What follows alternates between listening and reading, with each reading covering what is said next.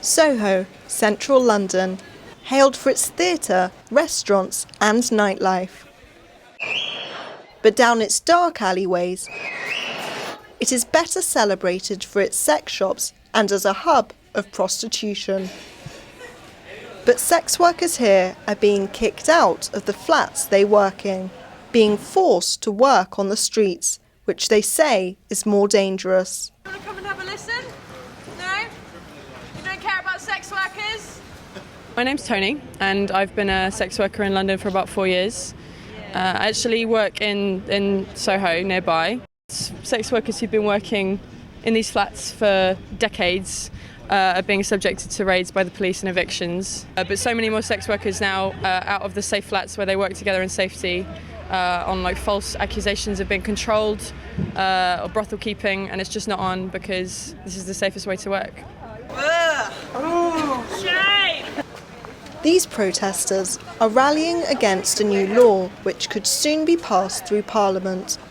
The law, known as the Nordic model of prostitution, criminalises the client who buys sex. But they say sex workers' rights are being ignored, making their environment even more unsafe. We're getting more and more calls from women who face violence, been attacked on the streets, report rape to the police, but the police dismiss it. And instead, the police are targeting brothels and indoor flats where women are working safely. And there's been a massive increase in violence.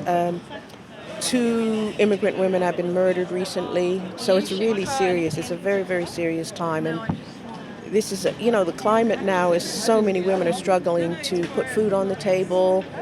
People are thrown out of work. Benefits are cut, so more women are going into sex work. But all the government can think to do is to crack down. The police, the first excuse they gave for the raids was that they were looking for stolen goods. And in fact, the police had gone around trying to entrap people into buying. The police themselves were trying to trap people into buying stolen goods, which is outrageous. And then when the protest started, they then said that they were saving victims of trafficking. But there were no victims of trafficking were found. And in fact, they said to women, we want to take you to a safe place. And the women said, look, I want to go home. And so what the police are doing is using trafficking as an excuse to crack down, and especially to target immigrant women, which is racist, frankly. They're using it to do their immigration policy. And we've been trying to really speak against. We want all victims of violence to get protection, but we don't want trafficking to be used to crack down on sex workers. They use trafficking as a screen because they say, oh, we're saving women. But in fact, we know of women who've tried to claim asylum and have been basically put in jail, detained, refused the right to stay. So the victims aren't getting protection and sex workers are not getting protection either. So both, everyone is suffering. So is human trafficking being used as an excuse to target prostitution? Or can the Nordic model significantly reduce trafficking in the UK? I've come to Parliament to get answers from MP Fiona McTaggart. She's also chair of the all-party parliamentary group on human trafficking. How big an issue is sex trafficking in the UK? It's very big. The problem is because it's illegal and because people are avoiding prosecution and the police and so on, nobody actually knows numbers. We just know that very often when brothels are raided, which happens every now and then, there are many women inside them who have been trafficked to be there. And when you see advertisements in the back of local newspapers saying fresh tie girls every week, you begin to think that's a bit of a hint that there's human trafficking going on. And do you support the so-called Nordic model of criminalising the client? So can this make a difference to sex trafficking? I'm sure it can. When I went to Sweden and I talked to Kasia Wahlberg, who was the police chief responsible in the time of the change and since has become a human trafficking rapporteur for Sweden, She has the power to listen in on criminals' telephone calls in a way that we don't permit in the UK, and reports to me how the criminal gangs would say, oh, don't send them to Sweden, send them to somewhere, to Denmark or to Norway, because there's a market for them there. There isn't in Sweden. So there is real evidence that it's a deterrent to human trafficking. There's also been a lot of criticism about the Nordic model for the reasons that it pushes prostitution underground, making it more dangerous for prostitutes. How do you respond to that reaction?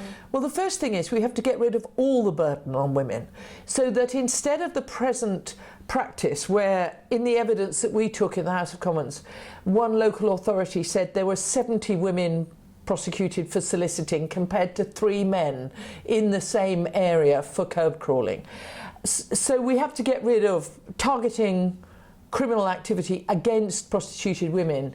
We have to stop women who share premises in order to be safer from being prosecuted for brothel keeping, because that's what's happening at the moment up and down the country. So if you get rid of all of that, that first of all makes women much safer. Secondly, in order for prostitution to work, the clients need to find the prostitutes.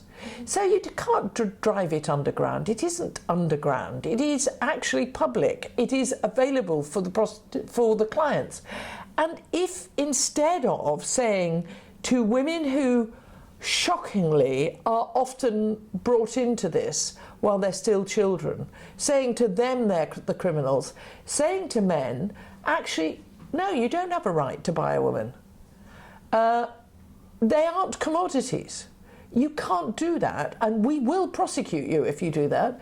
Then I think we will make not just the women who are so often raped by their johns safer, but we'll actually make every woman safer. You know, there's a big challenge here. It's not just getting the law right. It's actually helping women to exit. You see, I think prostitution's a market like any other market, and our job as policymakers is to reduce the supply, which means protecting young women from being exploited into prostitution, protecting people at risk of being trafficked into prostitution, helping people leave prostitution by giving them the skills, the housing, the jobs to exit.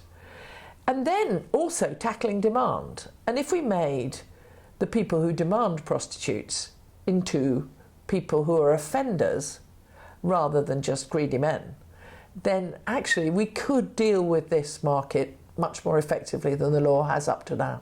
In February this year, the European Parliament voted in favour of the Nordic model, and this law could soon apply to the UK. But the issue for human trafficking organisations is not with the Nordic model, it's with the lack of support that the government gives to victims of human trafficking. And while sex workers here are having to work on the streets, the answer to the question as to who is really paying for it lies with both the victims of trafficking and sex workers.